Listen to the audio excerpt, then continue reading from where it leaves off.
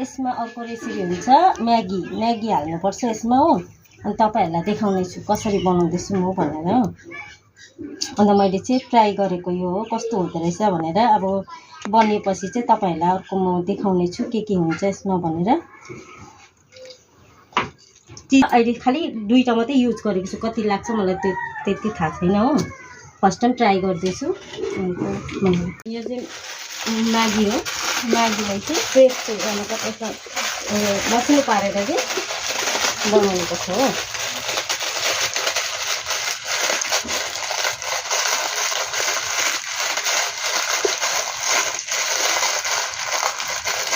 यस्तो झोरा मसिनो पार्नुपर्छ यसलाई चाहिँ हो।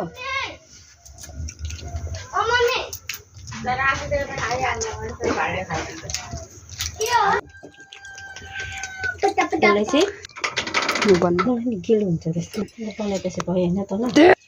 यसरी आलुलाई चाहिँ यस्तो गरेर बनाएर यसरी चिज हाल्नुपर्छ हो। यसमा चिज हालेर चाहिँ यसलाई यस्तो गोलो गर्नुपर्छ यसरी।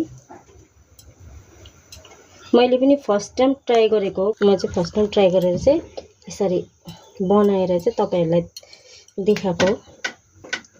यसको नाम चाहिँ के लिनुपर्छ मलाई थाहा छैन हैन।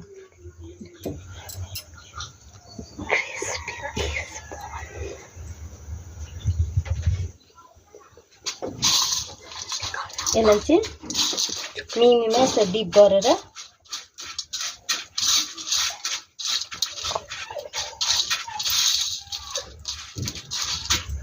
यसरी बनाउनु पर्छ हो गोलो।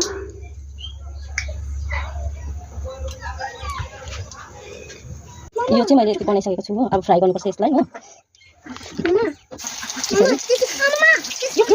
मैले बनाएको हो यो मिमी हालेर बनाएको म्यागी हालेर चाहिँ बनाएको हो। मिमी त हैन लड्डु बनाएको आलु म्यागी चिज हालेर बनाएको। फर्स्ट टाइम बनाएको कस्तो हुन्छ अहिले खाएर भन्छौँ है हामी तपाईहरुलाई। हामीले यहाँ चिज हालेको छौँ हो। यस्तो हुँदो रहेछ हो। अन्त खानु आँटेको यो